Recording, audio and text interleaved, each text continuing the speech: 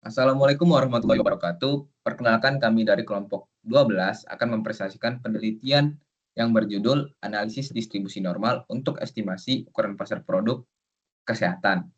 Penelitian ini membahas bagaimana teori peluang, khususnya distribusi normal, dapat digunakan untuk membantu pengambilan keputusan bisnis berbasis data. Sebelumnya, perkenalkan, nama saya adalah Farel Gasatarigan, dan juga ada Muhammad Rensani dan ada Saputra.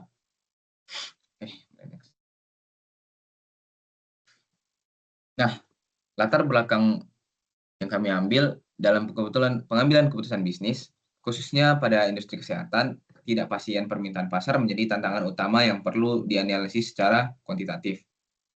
Teori peluang dan statistika, khususnya distribusi normal yang kami gunakan, banyak digunakan untuk memodelkan data biologis manusia seperti berat badan yang cenderung berdistribusi simetris di sekitar rata-rata.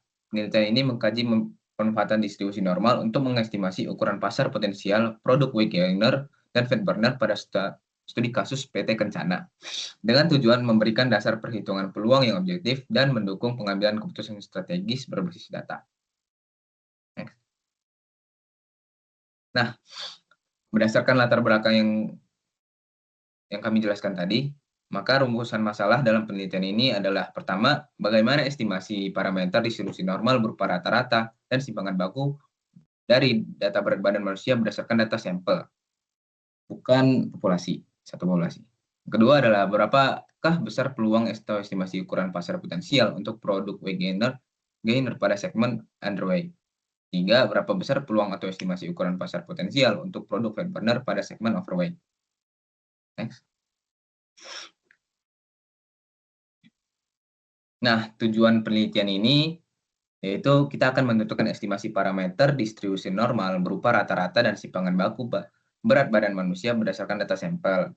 Yang kedua, menghitung peluang atau estimasi ukuran pasar potensial untuk produk weight gainer pada segmen underweight. Tiga, yaitu menghitung peluang atau estimasi ukuran pasar potensial untuk produk fat burner pada segmen overweight.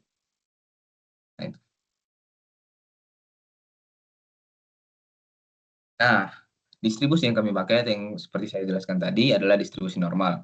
Distribusi normal itu sendiri merupakan distribusi peluang kontinu yang banyak digunakan untuk memodelkan data biologis manusia seperti berat badan yang cenderung menyebar secara simetris di sekitar nilai rata-rata. Distribusi ini memiliki bentuk kurva yang seperti lonceng, bell curve, dan ditentukan oleh dua parameter yaitu rata-rata dan simpangan baku. Nah, pada penelitian ini, penggunaan distribusi normal didasarkan pada karakteristik berat badan yang bersifat kontinu, memiliki pola sebaran yang simetris, serta telah memenuhi asumsi normalitas berdasarkan uji statistik. Dengan demikian, distribusi normal dipandang sesuai untuk mengestimasi peluang proporsi populasi pada kategori underweight dan overweight secara kuantitatif dan objektif. Next. Nah, metode penelitian yang kami pakai itu yaitu menggunakan pendekatan kuantitatif dengan analisis statistika inferensial. Data yang digunakan merupakan data sekunder berat badan manusia yang bersumber dari repository statistik online computational research. Nah, dari populasi yang tersedia dilakukan pengambilan sampel secara acak menggunakan simple random sampling untuk dianalisis. Data sampel kemudian diolah menggunakan perangkat lunak Python untuk memperoleh statistik deskriptif, melakukan uji normalitas, serta menghitung peluang berdasarkan model distribusi normal. Nah, untuk cara kami menggunakan Python untuk memperoleh statistik dan melakukan uji normalitas, serta menghitung peluangnya akan dijelaskan oleh Muhammad Rainsani.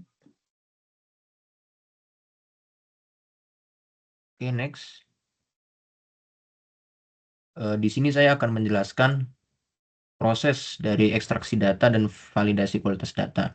Pertama, kami mendownload dulu data dari SOCR height weight ke dalam bentuk CSV dan kami masukkan ke dalam variabel umur. Lalu bisa dilihat di sini data dari SOCR ini memiliki entry sebanyak 25.000 data dengan 3 kolom. Yang pertama adalah kolom index, kolom height, dan kolom weight.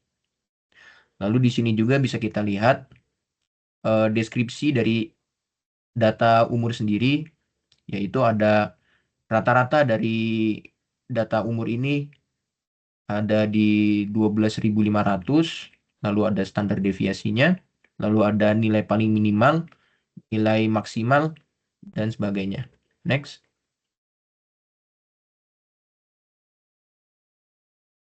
Oke, lanjut. Setelah kami mengekstrak data dari SOCR ke dalam untuk Python ke dalam data frame umur, di sini kami melakukan ekstraksi lagi agar kami hanya mendapatkan data dari kolom umur saja, dari kolom berat badan saja.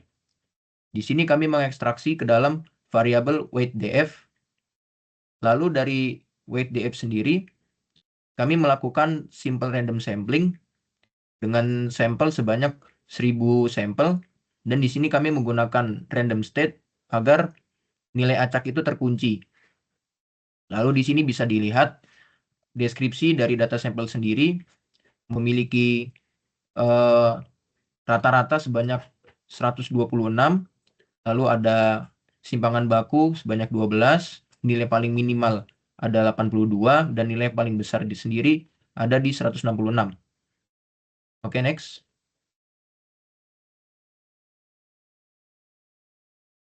Lalu setelah kami melakukan ekstraksi dari 25.000 data menjadi 1.000 data dan diambil hanya kolom berat badannya saja, di sini kami melakukan uji normalitas menggunakan Jarque-Bera test. Di sini kami menggunakan fungsi Python scipy, menggunakan fungsi stat dari scipy sendiri. Lalu di sini kami memasukkan data sampel tadi dan pengujian dilakukan menggunakan p-value. Jika p-value melebihi dari nilai 0,05, maka di Jarque-Bera test dianggap berhasil. Lalu setelah kami melakukan tesnya dengan memasukkan data sampel, maka didapatkanlah hasil dari JB statistiknya sebesar 5,8 dan p-value-nya melebihi dari ambang batas, yaitu 0,526. Yang artinya bahwa data yang kami ambil berdistribusi normal menggunakan JB test. Lanjut.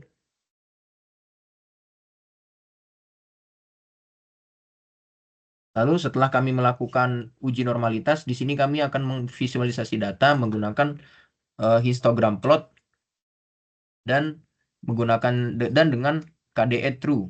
Di sini bisa terlihat bahwa data berbentuk kurva lonceng Gaussian seperti bisa dilihat di gambar. Oke, lanjut.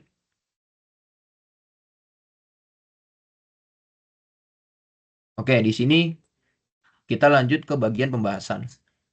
Pertama, kami untuk menjawab rumusan masalah yang disebutkan sebelumnya, pertama kami akan mendefinisikan parameter. Parameter dari rata-rata berat badan dan simpangan baku sudah bisa dilihat dari fungsi Python describe sebelumnya. Di sini bisa dilihat bahwa rata-rata dari sampel 1000 sampel berat badan yang acak adalah 126,9 pound. Lalu untuk simpangan bakunya sendiri itu sebesar 12,6 pound. Oke, lanjut.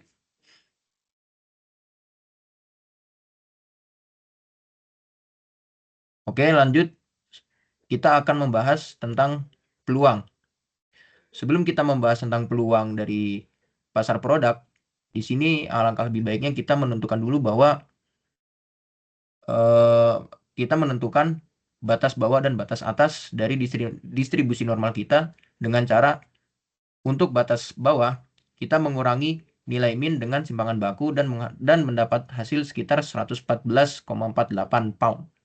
Lalu untuk menentukan batas atas kita bisa menambahkan nilai rata-rata dan nilai simpangan baku dan mendapatkan hasil sekitar 138,97 pound. Lalu setelah mendapatkan nilai parameter tadi, kita lanjut menghitung peluang dari pertama product weight gainer, yang dimana di sini kita menghitung nilai dari distribusi paling kiri sampai ke batas bawah. Untuk melakukan hal tersebut, di sini kami menggunakan fungsi dari CDF, Cumulative Distribution Function, dengan bantuan dari fungsi Python sendiri kita menggunakan scipy dan dengan fungsi start norm CDF dan didapatkan hasil sekitar 0,1587 peluangnya. Lalu setelah kita mendapatkan peluang untuk produk weight gainer, kami melakukan uji peluang juga untuk produk fat burner, yang dimana di sini kita menghitung nilai dari distribusi paling kanan sampai ke batas atas.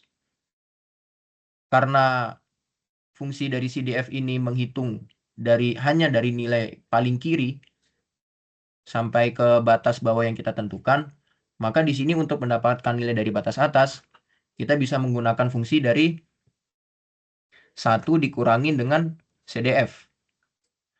Karena jika kita mengurangi dari peluang populasi, yaitu 1, dikurangi dengan fungsi CDF dari nilai yang paling bawah, yang paling kiri tadi, kita akan mendapatkan peluang hanya dari yang paling kanan sampai ke batas atas saja.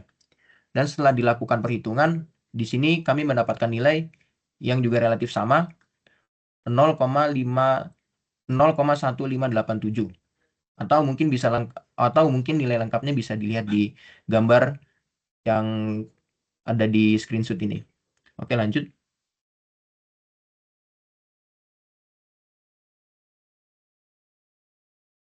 Lalu di sini yang terakhir kita akan menghitung mean dan variansi. Untuk mean sendiri, seperti yang sudah dijelaskan sebelumnya, bahwa dengan fungsi describe, kami mendapatkan nilai rata-rata sebanyak 126,9. Dan untuk variansi sendiri, itu bisa didapatkan dengan mengkuadratkan simpangan baku, yaitu 12,00 dikuadratkan, maka kita akan mendapatkan hasil sekitar 145,44 pound. Oke, next.